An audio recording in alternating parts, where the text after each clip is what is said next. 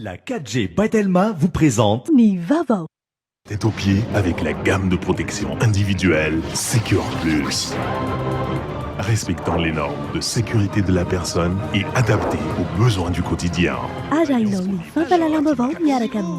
Batimax, la qualité au meilleur prix.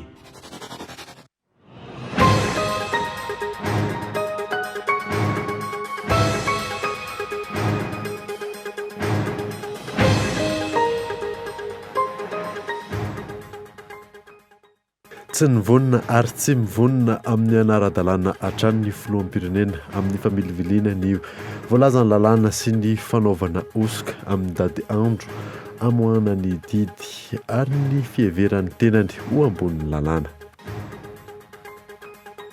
Tsy isy ireo mpisavoka ny tolona ny tarehan'ny solombavamboaka ho an'ny fanovana ny gouvernemanta vaovao hitsangana eo.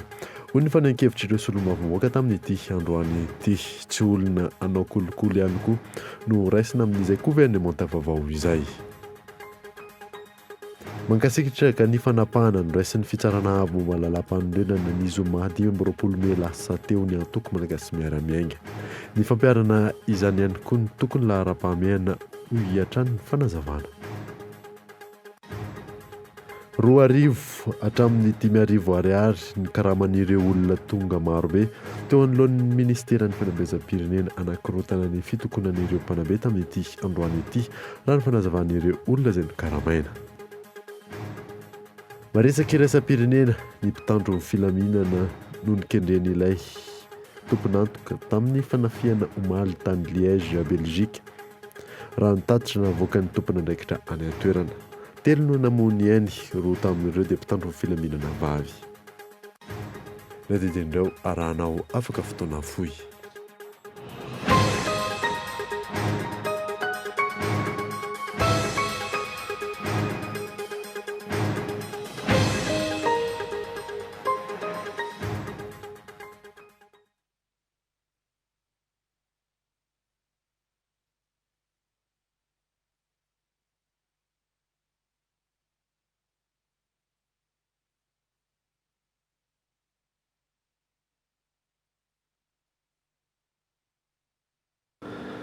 Salanitra tompoko lasy sy tompoko vavy manasanao ary anaraka ny fampalalam-By Kolo Tv hatramin'ny farany anbotsika ny vaovao tsy nivonina ary tsy mivonina ny anaradalàna hatramin'ny farany.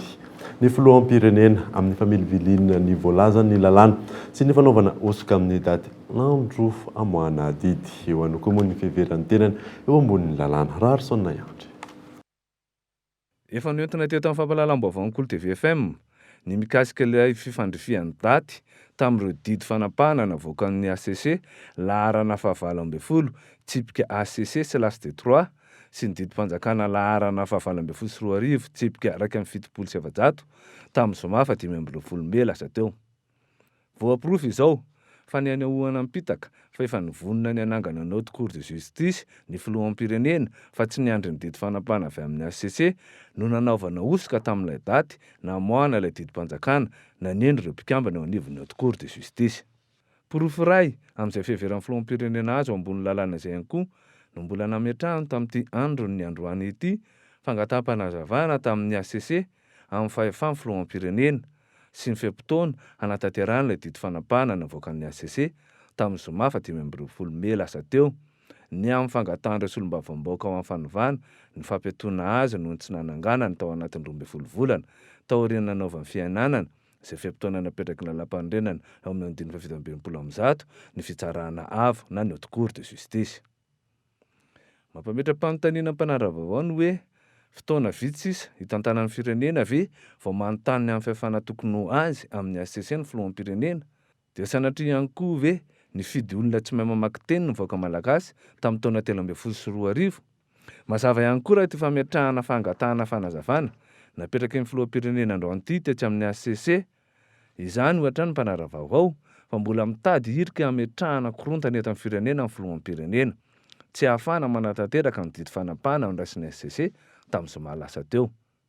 Efa fantantsara izao fa efa navota amin'ny fitsarana avy malalam-panorenana indro ny tenany tamin'ny fanitsakitsahana amin'ny verimberina lalam-panorenana nefa dia izao mbola minitsy hanatanteraka didy fanapahana avy amin'ny ACC izao izay didy fantantsara fa tsy azo ivalozana. Fantantsara ihany koa fa tsy mampiato ny fampiarana ilay didina avoakan'ny ACC tamin'ny zoma lasa teo ny fametrahana fangataham-panazavana saingy dia nomporofony hoy tamin'ny vahoaka malagasy androany fa tsy nivonona ary tsy mivonona velively anajan'ny lalàna velona eto amin'ny firenena hatrany am-piandohana ka hatraty amin'ny ora farany eto an-tanan'ny firenena ity candidat absoluteur ny tamin'ny fifidianana filoham-pirenena tamin'ny taona 2014 ity. Nandefa taratasy mangataka fanazavana eny amin'ny ACC ny filohan'ny Repoblika mahakasika ny fanapahana ny voaka ny zoma lasa teo ny fahefan'ny filoham-pirenena sy ny fepitoana nomeny fitsarana avy momba ny lalam-parenenana azy no ananganana gouvernement vaovao moa no fangatahana fanazavana izay Lili Rabiata. Taoriny ny fanapahana navoaka ny fitsarana avy momba ny lalam-pandrenana ny zoma teo mikasika ny fangatahana ny solombavam-bahoaka ho an'ny fanovana nandefa ny mpisolovava azy ho eny amin'ny fitsarana avy momba ny lalam-pandrenana ihany koa ny filohan'ny Repoblika angataka fanazavana mikasika io didy io. Misy amin'ireo voasoratra amin'ny fanapahana io ny manjavozavo raha ny voalazan'ireo mpisolovava. Tsy mitovy ihany koa ny fandikana io didy io ataon'ireo antoko politika samihafa. Rehefa nahazo an'ilay didy zay dia samy marenga amintsika fa teraka interprétation samihafa araka ny firena politika ilay izy satria misy tsy mazava zay ny atondihana eto zany ka tsara raha zareo namoaka didy ny haute cour constitutionnelle zany no manazava kokoa satria misy zavatra fandikana be dia be ary nefa zay fandikana araka ny firena politika zay mety vao maika hiteraka krizo atsika dia zay ny atondihana amin'ny rahavavy zay zany tonga dia lazaina mikasika ny délai sy mikasika ny fahefan'ny filoha zay tereniny ACC andikan'le article voalazan'ny constitution. Andrasana ny valin'io fangatahana fanazavana nataon'ny filohan'ny Repoblika io. Misy amin'io didy io no mifanipaka amin'ny voalazan'ny lalam-pandrenana raha ny voalazan'ireo mpisolovava.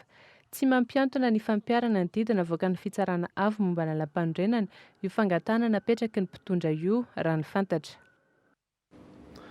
Tsy hisy ireo mpisafika ny tolona ny tarihan'ny solombavam-bahoaka ho an'ny fanovana ny gouvernement vaovao hitsangana eo hoy ireo solombavam-bahoaka tamin'ny ity androany ity. Tsy olona anao kolikoly ihany koa no raisina amin'io gouvernement vaovao io nasa. Manoloana ny fisindreo antoko politika sy vondron'olona ary fikambanana maro misisika mitady toerana hiditra amin'ny gouvernement de consensus.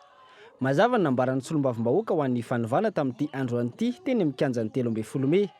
Tsy mila ireo mpisafika tolona ny vahoaka malagasy. Iova ny gouvernement dia ho avindrery mpitady rakena sy ny beketrika hoe ndao hiditra inakanina. Azafady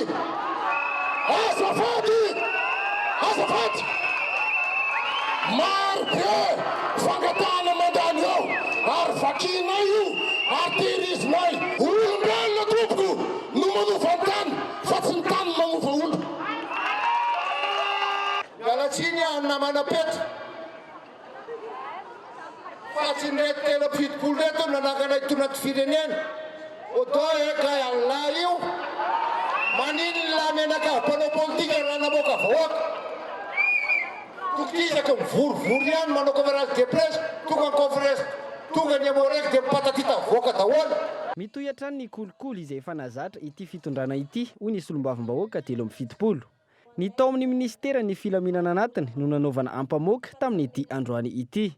Maro be namana isana mitatotra tonga aminay solombavam-bahoaka 17 mikasika an'io ministera filaminana anatin'io indrindrindrindra fa le concours zay natao teo satria araky ny tatitra hoentina ao sy taratasy maro be tonga ao midenonse na milaza an'izany dia hoe maro be ny olo tsy nagnano concours nefa ahafahana fanadinana fa listameny ny any ambony any dia hoy aho hoe manova zavatra marina manova zavatra mahitsy fa tsy mampilamina zany dia hiazaka zana be mihitsy ny amoana an'le valile concours ny androany nanomboka maly zareo dia niasa be manao an'izao hoe délibération zao hony mba amoana an'le résultat androany. Faharoa dia hoe misy fampakarana grady hiazaka zana be zany koa ao zany rehetrarehetra zany dia maimbomaimbo sy masisiso kolikoly avokoa. Ankoatra izay, manala baraka ny solombavambahoaka ny fihetsika naseho ny solombavambahoaka Randry Armalala John omaly hoy ireo solombavambahoaka ho an'ny fanovana. Mitohy hatrany ny tolona hoy izy ireo ary tsy hijanona izany na eo aza ny ezaka fampisaram-bazana ataon'ny sasany. Raha mpitso manomboka amin'ny 1 ora indray no ifamtoana eny amin'ny kianjan'ny 13 Mey ireo solombavambahoaka 17 sy ny vahoaka malagasy mitaky ny fanovana. Mankasitraka ny fanapahana ny raisin'ny fitsarana avy momba ny lalam-panorenana ny zoma 20 ny volana Mey lasa teo ny antoko malagasy miara-miainga. Ny fampiarana izany ihany koa ny tokony lahara-pahamehana ho hatrany ny fanazavana fanadina. Manoloana ireo manodikodin-dresaka sy mody fanina amin'ny didina voakan'ny fitsarana avy momba ny lalam-panorenana ny 20 Mey lasa teo. Mitaky ny fampiarana ireo voarakitry ny didy tsy azo ivalozana navoaka ny HCC ny antoko malagasy miara-miainga. Ity antoko ity izay mitana ny hery fahatelo amin'ny anteny miram-pirenena amin'ny isan'ny solombavambahoaka aorianan'ny mapara sy ny tim araky ny didim-pitsarana navoaka ny cour électorale spéciale ny 9 febroary taona 2012. Ny antoko malagasy miara-miainga dia manaiky ny didy navoaka ny fitsarana avy momba ny lalam-panorenana ny zoma lasa teo raha ny fanazavana.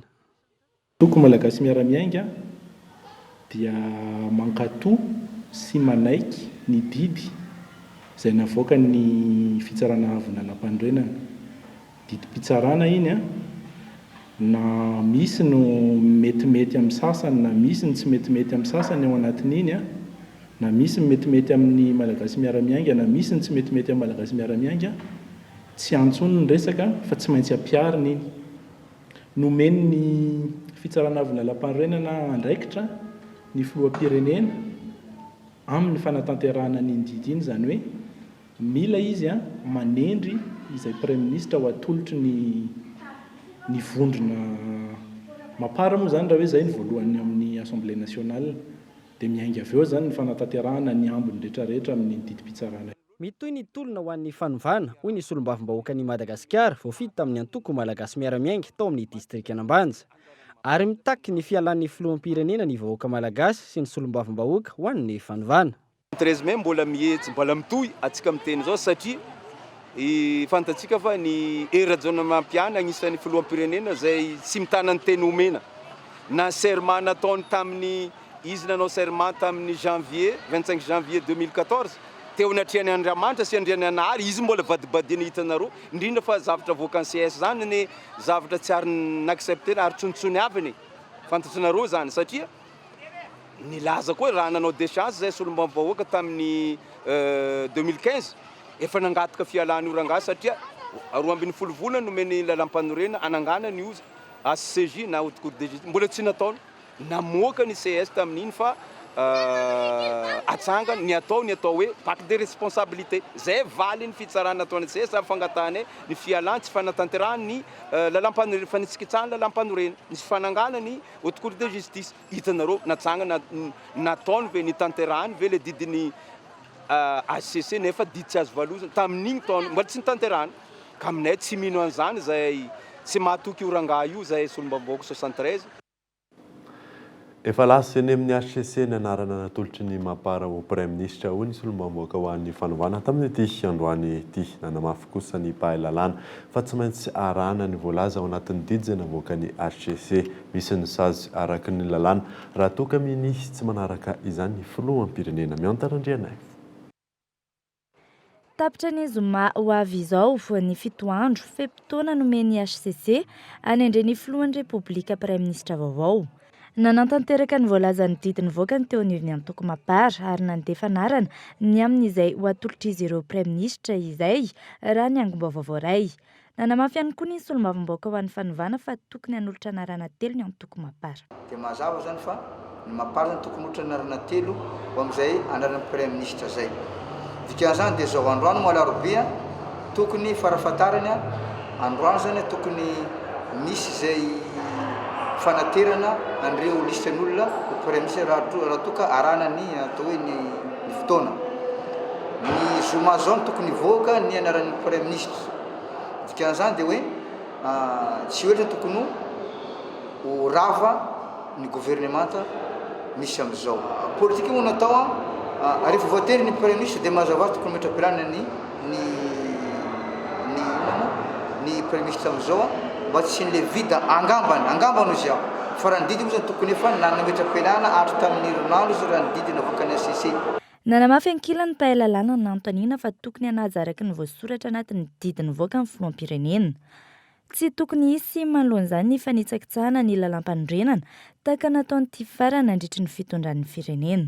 Tsy misy zavatra hoe mampisalasala tsolo izy satria mazava io manko hoe le makamo amin'ilay izy dia zao hoe ny didim-pitsarana mazava fa le mpamendry fendry le mpitaty rakena manodikodina sy mitantara zavatra valamaty zavatra hafa amin'le vahoaka ka eo zany mahatonga le sain'olona misavorovoro sy tsy hitan'izao aleny fa le didim-pitsarana dia mazava daholo izy rehetrarehetra ka dikan'izay satria raha ohatra ka exécutif tsy manantanteraka didy dia exécutif mbola vetika any tsy misy lana azy ny fanajana ny lalàna zay mba fanjakana satria io fanjakana io no tokony alaina tahaka amin'izay fotoana izay. Azo ampiarina amin'ny didy le hoe refus d'exécution d'une décision de justice passible d'une peine pénale zany hoe azo saziana amin'ny raha adelika izy misy figadrana zany misy lamande zany sy nrehetrarehetra. 7 andro aoriany fepitoana voasoratra ny andrena praiminisitra vaovao ihany koa raha tsy ahivina no hanendrena gouvernemanta vaovao araka ny didina avoaka ny HCC hatrany. Endrasan'ny vahoaka sy ny mpanara-baovao araka izany ny anarana izay voatendry hosolo ny praiminisitra izay.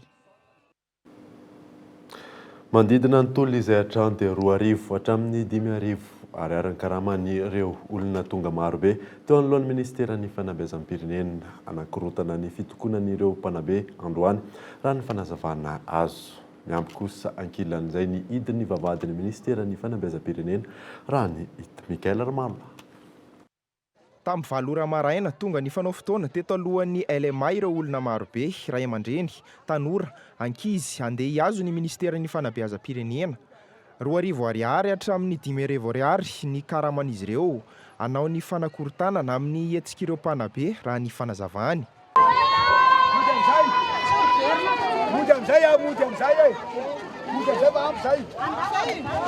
Nanomboka tamin'ny valo izay tonga teto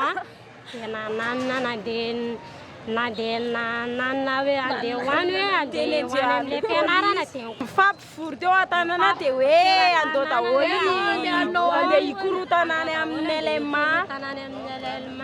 Izay andavamambana aty azo teo. Reny anarany fa tsy mifampivory hoe andao daholo andeha hikorotantsika fa ny zanakay mila mianatra. 5 arivo isan'olona zany ny Manamarina izany kosa ireo mpanabe tonga maraina nahita ny zava-misy rehetra tamin'ny fizarana vola fiantsoana tsikelikely ireo olona marobe ireo.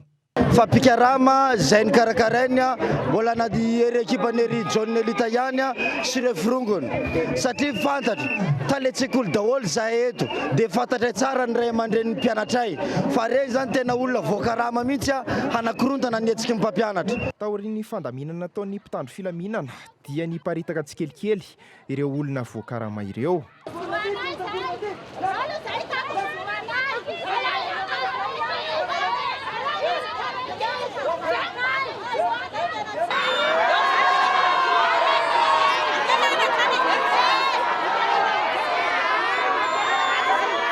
Tsy tafiditra tao anatin'ny tokotanin'ny ministeran'ny fanabeazam-pirenena kosa ireo mpanabe raha saika hanao ny fitakiana androany. Ny ampy ny idin'ny vavahady ary no idina tamin'ny rojovy izany. Fa tsy demokrasia zany manao sodira vavahady zany tompoko lasy tompoko vavy a.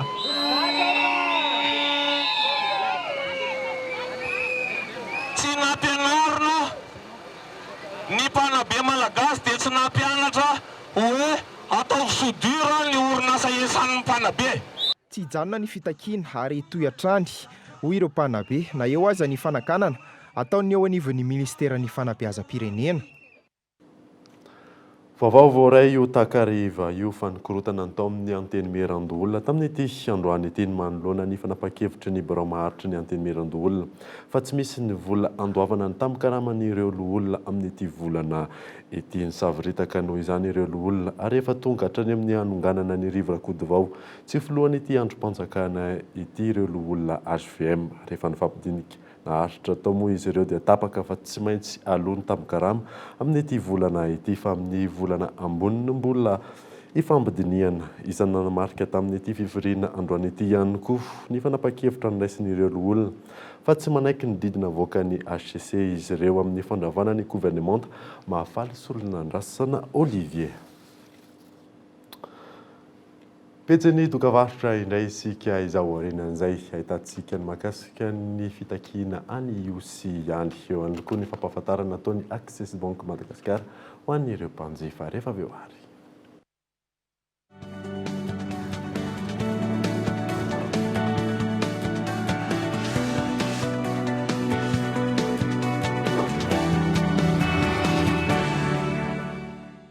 Retrouvez les tendances déco du moment chez Géant du Meuble avec ses nouveaux salons design, classiques, modernes, avant-gardistes ou épurés. Et ses salles à manger, tendance et stylées. Et des accessoires de tous les styles pour agrémenter votre mobilier. Découvrez de nombreuses idées innovantes dans notre showroom. Apportez une touche de fraîcheur dans votre intérieur. Géant du Meuble, bien moins cher, bien chez soi.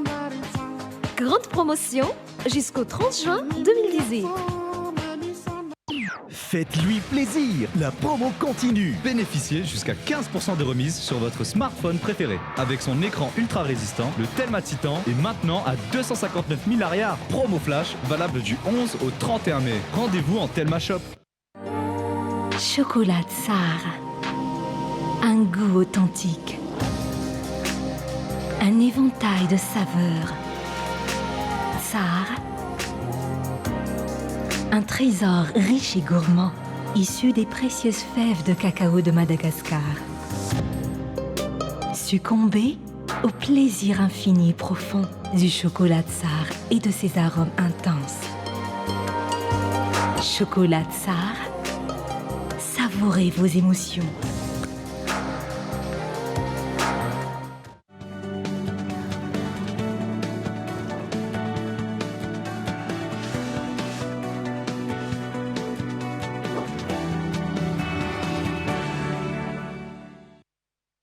J'ai dû partir, c'est la fin des grandes vacances. Tamara est là? Tu dois te tromper de bungalow. Je sais.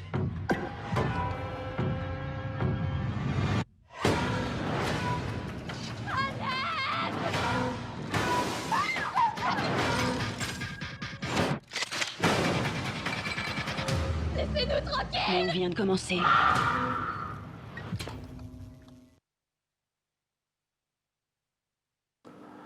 Araky ny fampahafantarana iny The Strongers Praia tonight izay indray no ronan-tsary arahantsika ny alina eto amin'ny Kolo TV.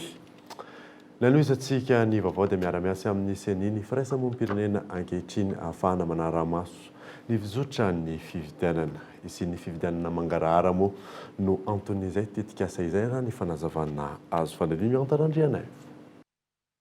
Mitoetra ny fikirakirana ny fividianana ataon'ny mpiantsehatra samihafa. Manoloana ny lesoka sy ny ayay ny amin'ny tsy fahaleovantenan'ny seny amin'ny fikirakirana ny fividianana. Nanambara androany firaisamonim-pirenena roy fa isy ny fiara-miasa amin'ny seny sy ny firaisamonim-pirenena. Fanaraha-maso ny fizotry ny fividianana no fotoatin'izay. Pirenena zany ndraiky zany manara-maso ny fizotry ny fividianana amin'ny ankapobeny. Ny seny moa zany fiara-miasa amin'ny seny zareo zany no mpandrindra ny fividianana amin'ny ankapobeny zany. Zareo koa zany manome ny alalana zany na ny agrément ahafany manara-maso ny fividianana. Ny zotra rehetra io zany, zotra fividianana ray manontolo. Dia ny asanay sady manara-maso fomba fiasan'ny seny ihany koa dia manome ny agrément azy izy. Hoe hatreza ny fahafahan'ny seny zany mijoro maleo tena anatin'ny fomba fiasany ahoana ahafahana zany miaro ny fividianana mba tena hoe mangarahara, malalaka sy ny sisa zany ho an'ny candidat rehetra sy ho an'ny mpifidy rehetrarehetra zany. Zay zany asanay zany. Mazava be zany ny andraikitry ny seny sy andraikitry ny firaisamonim-pirenena. Nanamafy ny teo anivon'ny seny fa amin'ny alalan'ny fiara-miasa amin'ireo mpiantsehatra samihafa ihany no ahafahana manatontosa fividianana mangarahara. Maro ny lesika teo aloha hoy izy ireo tamin'ny fanatotosana fifidianana izay. Mahatsapa ny zeny fa tsy mahavita irery ny fifidianana fa tsy maintsy miaraka amin'ireo mpiantsehatra samihafa zany ary anisan'ny ao anatin'izany ny mpanara-mason'ny fifidianana avy amin'ny fiarahamon'ny pirenena. Ireo mpanara-maso ireo no mijery mahita miaino ny fandehan'ny fikarakarana ny fifidianana hatrany amin'ny biro-pifidianana any rehetra any. Tsy misy influence ka fa tsy maintsy arindra ny fanaraha-maso zay. Le lazaiko arindra zay ampifanarahana amin'ny didy aman-dalàna manan-kery. Araka ny didina avoaka ny fitsarana avy momba ny lalam-pandrenana, amin'ity taona ity no tontosaina ny fifidianana filoham-pirenena ho famahana ny olana eto amin'ny firenena. Tsy mbola fantatra kosa hatreto ny daty hanatontosana izany. Tontolon'ny fifidianana izay hatrany dia tsy maintsy tontosaina amin'ity taona 2024 ity ary mandritra ny fotoanany mainandro ny fifidianana mialohan'ny fotoana hifidianana izay filohan'ny Repoblika araka ny fanapahan'ny HCC tamin'ny zoma lasa teo midika izany fa tsy maintsy anana filoham-pirenena vaovao ny Malagasy ny 2020 ny volana Janoary 2020 sy 2024 sona iandry. Mazava ny nambarany andiany fahavalo tamin'ilay fanapanana voakan'ny HCC tamin'ny zoma 2020 Mey lasa teo fa mikarakara fifidianana filoham-pirenena mialohan'ny fotoana miaraka amin'ny seniny gouvernement iraisana na ny gouvernement de consensus ary tsy maintsy amin'ny fotoana mainandro na natotosana izany ary amin'ity taona 2024 ity. Fifidianana alohan'ny fotoana izay efa nangatahany antoko politika toy ny malagasy miara-miainga sy olom-pirenena maro hialana amin'ny mpitondra efa voapirofy ny tsy fahombiazana raha tsy tanisa afa-tsy mifanitsakitsahana lam-panorenana, fanaovana kolokolo isan-isan'andro, fanodikodonam-bolam-bahoaka tamin'ny famoronana subvention exceptionnelle ho an'ny commune sasany, fanomezana fahazoan-dalana hitrandraka ny harenan-kibon'ny tany tsy mazava amin'ny vahiny, fanampenam-bava ny olom-pirenena sy ny antoko politika ary izay tsy mitovy hevitra amin'ny mpitondra, fampiasana herim-pamoretana ireo mpitandro amin'ny filaminana amin'ireo tsy mitovy hevitra amin'ny mpitondra nefa ny tsy fandriam-pahalemana dia mirongatra saika manerana ny nosy na an-tanàn-dehibe na ambanivolo rehetra any. Saingy izao efa ho efa taona teo aoriana voatsapa ny fitsarana avy mba lalam-pandrenana fa izany fifidianana mialohan'ny fotoana izany no vahaolana ho fiarovana ny firenena tsy ho potika tanteraka toy izao eo amin'ny lafiny rehetra. Midika izany eo andinin'ny fahavalo amin'ilay fanampanana voakan'ny HCC tamin'ny zoma 2020 Mey lasa teo fa tsy maintsy tontosaina eo anelanela mifaraka amin'ny 30 Mey ka hatramin'ny 30 Oktobra amin'ity taona 2024 ity farafatarana ny fifidianana filoham-pirenena mialohan'ny fotoana. Mitohy hatrany ny hetsika fitakiana fanovana sy ny tatitra ho an'ny vahoaka tsy maintsy apetraka ny fanovana ao iosy ho ireo solomavam-bahoaka ahafahana mampandroso ny faritra ary tsekena ihany koa ny fivarotana tany ho an'ireo vahiny Gaetan Andriatsilavo. Tsekena ny fivarotana ankolaka ny tanindrazana amin'ny vahiny hoy ireo solomavam-bahoaka ho an'ny fanovana voafidy tao iosy nandritra ny fanaovana ny tatitra tamin'ny vahoaka any an-toerana. Ny lalàna mifeny ZES izay nolaniana amboletra teny amin'ny anteny miram-pirenena hoy izy ireo. Izao no navaniko azy. Velona ao amin'ny tanindrazako, maty ao amin'ny tanindrazako, fa ny teniteneniko aminareo dia masina i Madagasikara, masina ny tanindrazako, na oviana tsy atakariko andany satria ny antony ny fireneko, ny taniko sy amidiko amin'ny vazana oviana na oviana satria sy mety amiko ny andany ZES zay fivarotana avy hatrany ny tapany sy manontolo ny faritsy Madagasikara. Maro ny fanitsakitsana lalam-panorenana, maro ihany koa ny fampijalenana nataon'ny fitondrana sy ny antoko SVM ny vahoaka malagasy hoy izy ireo ka nahatonga izao fitakiana fanovana izao. Ankoatr'izay, nanome afatra ho an'ireo ben'ny tanàna niakatra taty Antananarivo no nitahotra ny fitondrana ihany koa izy ireo. Naoviana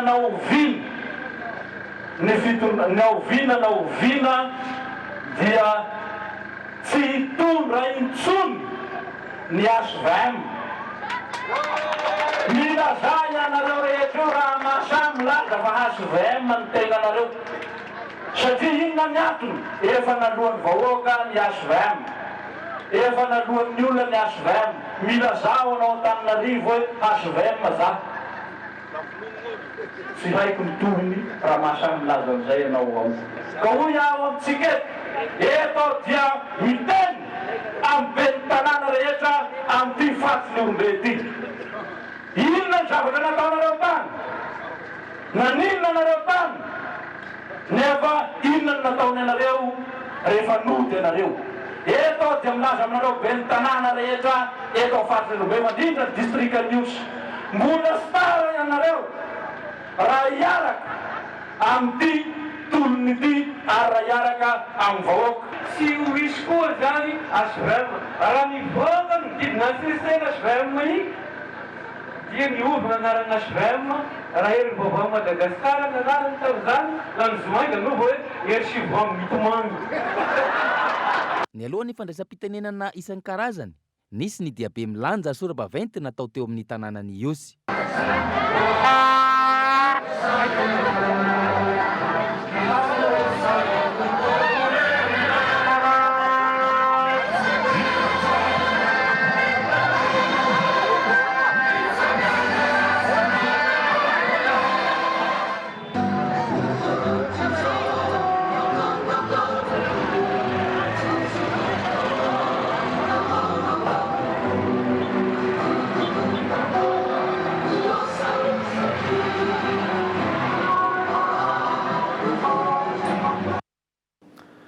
Nanatanteraka fivoriam-be teny amin'ny kianja amin'ny tafon'ny Mahamasina androany SSM. Namaran'izy ireo tamin'izany moa fa mitohy hatrany moa ny fitakiana sindikaly. Naman'izy ireo ihany koa fa olona mamaly ny fitakian'ny vahoaka indrindra ny mpiasa moa ny tokony ho lasa minisitra. Fa nampanazavana.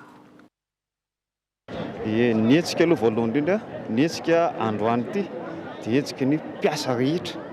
Mpiasa rehetra manerana ny ministera rehetra dia tonga eto daholo zany zao anotrina ny fivoriam-be izay karakarainy SSM zany.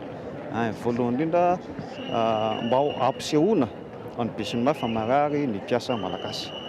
Revendication syndicale dia iny mipetraka foana iny. Raha tsy tena mipetraka araka ny tompony izy ny maha-izazy ny mpiasa dia ny zo ny mpiasa fa efa mpiasa ny maha-izazy ny mpiasa ary mipetraka araka ny tompony izy na eo amin'ny mombamomba azy rehetrarehetra milamina mpiasa malagasy. Zay ilay revendication. Lafo vaovao hafa tanteraka kosa indray dia mitohy hatrany ny fampahafantarana ataon'ny Access Bank Madagasikara ho an'ireo mpanjifa. Fampahafantarana ny tontolon'ny banky moa izany. Arahoarina Tsipriny izay. Faly miarabanao ramose, salama tompo. Salama tompo.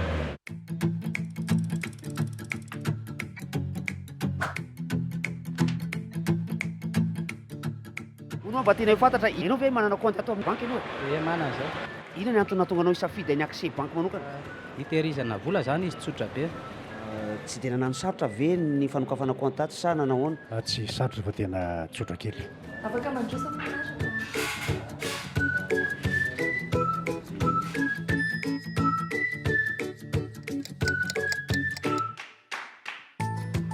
Dia anao photocopie vetivety an'ireo dossier anao reto?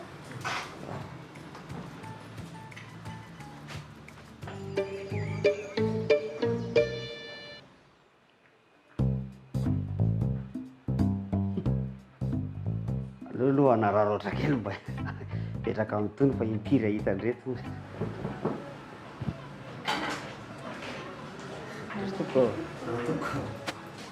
Petrapetra.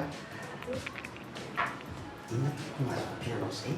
Resaka andafosiny aho hoe ranokatra koa velona tokony atao.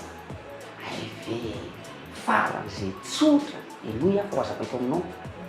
Azonao atao aloha ny mitazona ny volanao any an-trano.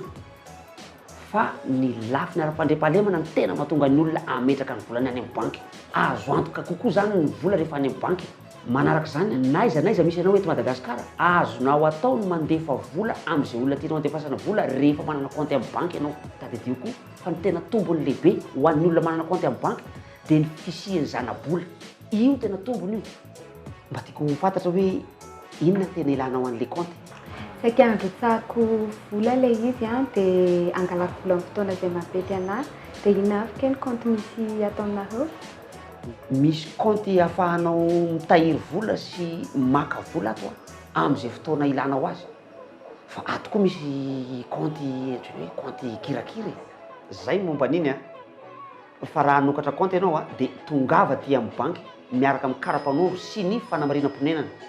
Rehefa tonga aty moa ianao tsy maintsy misy olona mandray ianao foana ampitsikitsikinao. Mety manontany tena ianao hoe mila mitondra vola ve? Mety foana zay hoentinao na ohatrinona na ohatrinony. Dia rehefa mahavoasokatra compte ianao dia afaka mandrotsaka vola foana na maka vola foana ao anatin'ny comptenao naiza misy ny bankinao eran'i Madagasikara.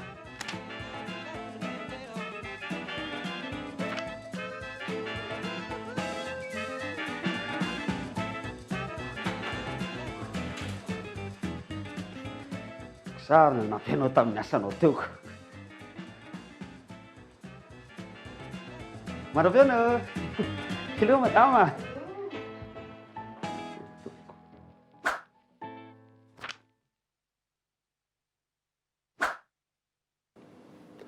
Maresaka iraisam-pirenena kosa indray dia mpitandron'ny filaminan'ny kendreny iray tompon'antoka tamin'ny fanafiana omaly tany Liège. Raha nitatitra navoaka ny tompon'andraikitra any an-toerana teny moa nareo namony ainy roa tamin'ireo dia mpitandron'ny filaminana vavy avokoa fanatedina.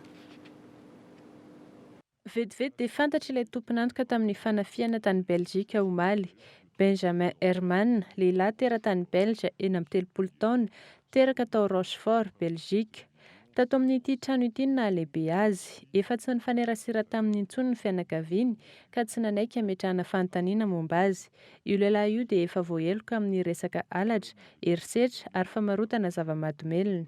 Ny alahady sahabo 27 ora mialohan'ny ho zavan-tranga io, mbola nanefa ny sazany tao amin'ny fonja Belge izy.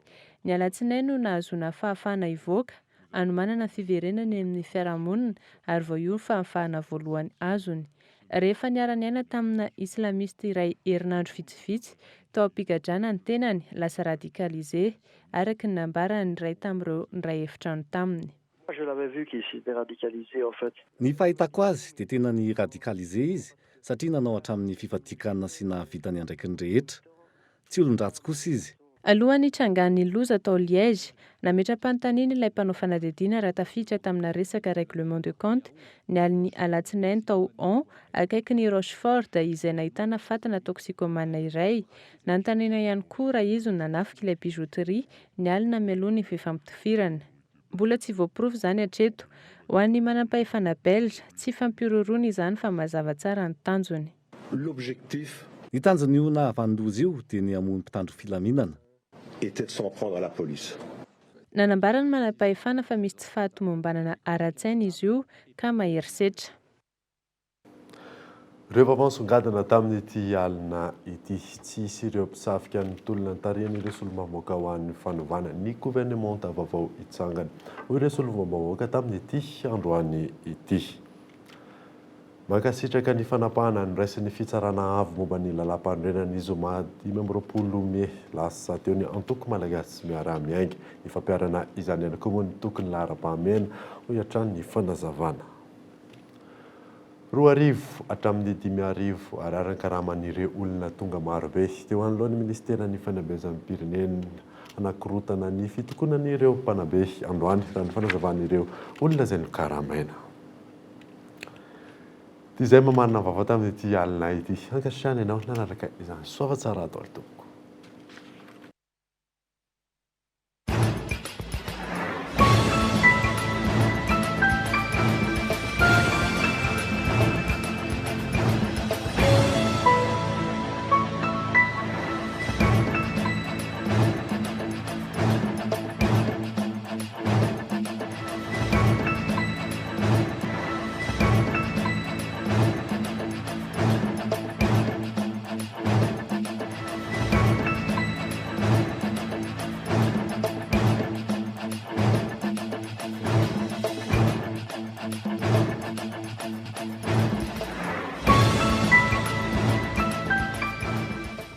Aux pieds avec la gamme de protection individuelle Secure Plus.